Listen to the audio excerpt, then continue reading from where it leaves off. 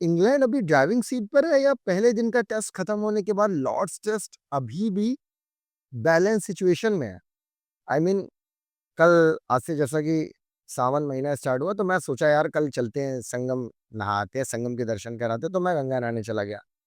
फिर थोड़ा शाम हो गई 3 साढ़े 3, फिर मेरा ध्यान आया 4 बजे कि यार मैच देखते हैं, कम से कम स्कोर कार्ड खोलते, जियो हॉटस्टार खोला तो मैच चल रहा था, विकेट एक भी नहीं गिरे थे।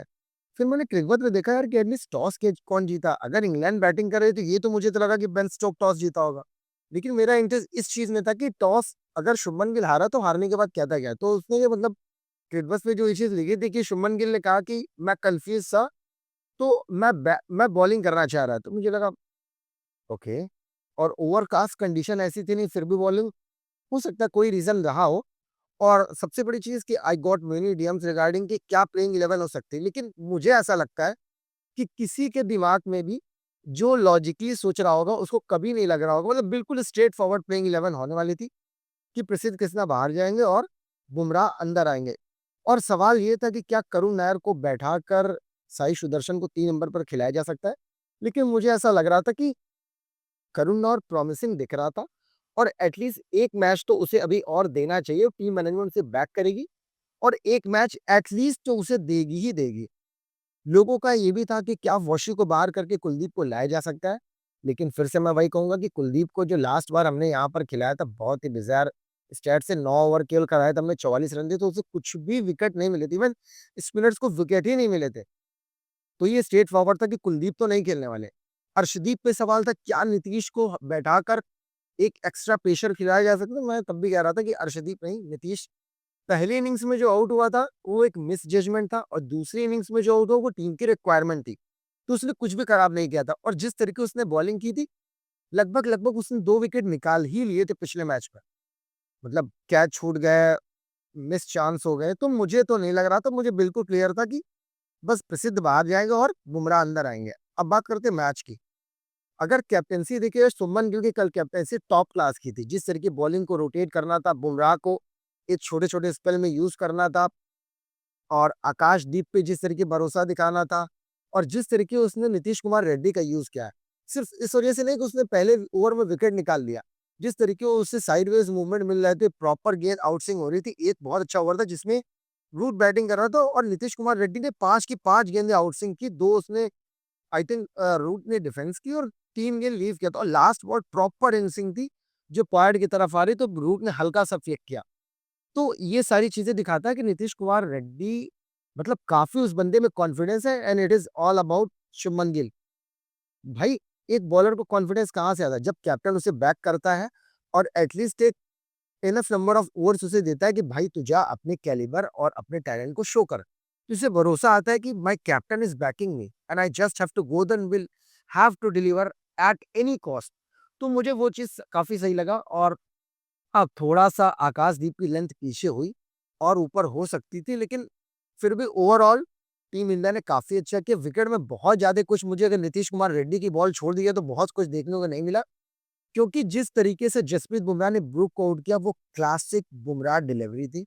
और जब हम बुमराह को देखते हैं, बुमराह को खेलते देखते हैं और एक्सपेक्टेशन बहुत ज़्यादा हाई होती है और वो होनी चाहिए भी, because whenever we needed him, he always delivered. तो उम्मीद तो इतनी रहती है। अब बात करते हैं सिराज की। सिराज फर्स्ट चेंज बॉलिंग मुझे लग रहा है बुमराह और शमी को छोड़ दिया जाए तो उसके बाद काफ़ी दिनों बाद फर्स्ट चेंज बॉलिंग डाल रहा है, अदरवाइज़ वो बंदा जो है बुमराह के साथ ही नया स्पेल ही डालता है। और एक चीज़ यार जो स्टैट है ना कि बुमराह के बिना इंडिया 57% जीतती है और बुमराह के साथ केवल 43%। स्टैट्स गलत तो नहीं बोलते, लेकिन the kind of confidence you are having when Bumrah is there, it's absolutely top class.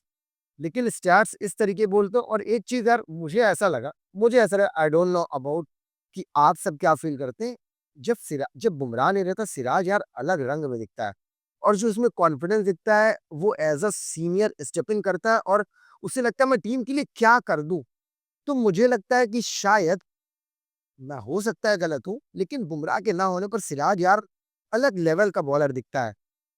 और जिस तरीके जद्दू को कल परचेज़ मिल रही थी, मुझे मीडियम पेसर से बॉलिंग कर रहे थे, फास्ट बॉलर्स हमारे बॉलिंग कर रहे थे, तो कोई बहुत ज़्यादा विकेट में बाउंस नहीं दिख रहा था। इवन अनइवन बाउंस दिख रहा था, ये भी नहीं कि लो बाउंस दिख रहा हो। लेकिन जड्डू की गेंद जब टर्न होना स्टार्ट हुई और जो ब्रेक हुआ और टी के बाद जैसे ही ओली पोप को निकाला ना, it was a master bye Jaddu और टॉप क्लास का कलेक्ट था वो पीछे ध्रुव का। और ऋषभ पंत का वो फिंगर को इंजर्ड कर लेना, पता नहीं आज ऋषभ पंत अगर इंडिया की बैटिंग आती आज या कल आती बैटिंग करने आएंगे कि नहीं। लेकिन भाई वॉरियर लौंडा अगर बीसीसीआई की कोई रिपोर्ट्स भी अंदर से बहुत ज्यादा कुछ है, बस थोड़ी फिंगर इंजर्ड हुई अभी तो इंडेक्स फिंगर लेफ्ट हैंड की, तो बहुत ज्यादा तो मैटर नहीं होना चाहिए। But still we will have to see, क्योंकि ऋषभ पंत की बैटिंग की हमें जरूरत पड़ेगी। लेकिन विकेट के पीछे से ध्रुव जुरल टॉप क्लास भाई, technically he was too good. जिस तरीके वो जद्दू की बॉल बाहर निकलने पर हाथ को पीछे ले जाना हो या आउटसाइड लेग कलेक्ट करना हो, ही वाज स्पॉट ऑन। और वशी भी अच्छी बॉल कर रहा है। आज के दिन का सबसे बड़ा चैलेंज होगा कि हमें उन्हें 500 रन एटलीस्ट नहीं मिले। अगर क्योंकि 500 रन बन गए ना, तो भाई 90% तो हम मैच से बाहर हो जाएंगे। फिर वही है कि मैच को लंबा खींच सके, 5 दिन तक मैच चला सके और ड्रॉ हो सके, तो हमें कोशिश करना होगा 4, सवा 400, 450, क्योंकि अगर इंग्लैंड 500 रन बनाना चाहेगी तो कम से कम 2 सेशन, कम से कम गिरी से गिरी हालत में 450 के ऊपर बनाना चाहेगी। तो 2 सेशन पूरा लेगी ही खेलने के लिए। तो उस वजह से देखा जाए तो हमें थोड़ा सा स्मार्ट होना पड़ेगा। लेकिन जिस तरीके down the hill up the हिल ये कमेंटेटर कमेंट्री करते हैं ना लॉर्ड्स में, वो जो 9 मीटर 8 मीटर का स्लोप है स्क्वायर लेग से लेकर पॉइंट पर, क्या ये चीजें बदली जा सकती थी? क्योंकि ये चीज पुरानी है ना, हो सकता है टोपोग्राफी उस समय की अलग रही हो, स्लोप दिया गया हो, लेकिन ये चीज बदली जा सकती थी। लेकिन आई मीन वेस्टर्न कंट्री है, इंग्लैंड है, तो हम कुछ नहीं बोल सकते। अगर ये सब कॉन्टिनेंट में स्लोप इस तरीके का होता तो दुनिया भर की बातें होती कि प्लेयर इंजर्ड हो रहा है, बैक पेन हो रहा है।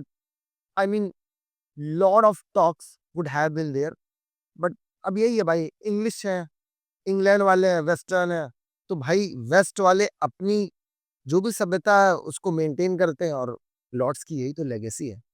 अब देखते हैं आज का सेकेंड डे में मैच इधर आता है इंडिया की तरफ, क्या इंग्लैंड और भी मजबूत होती है।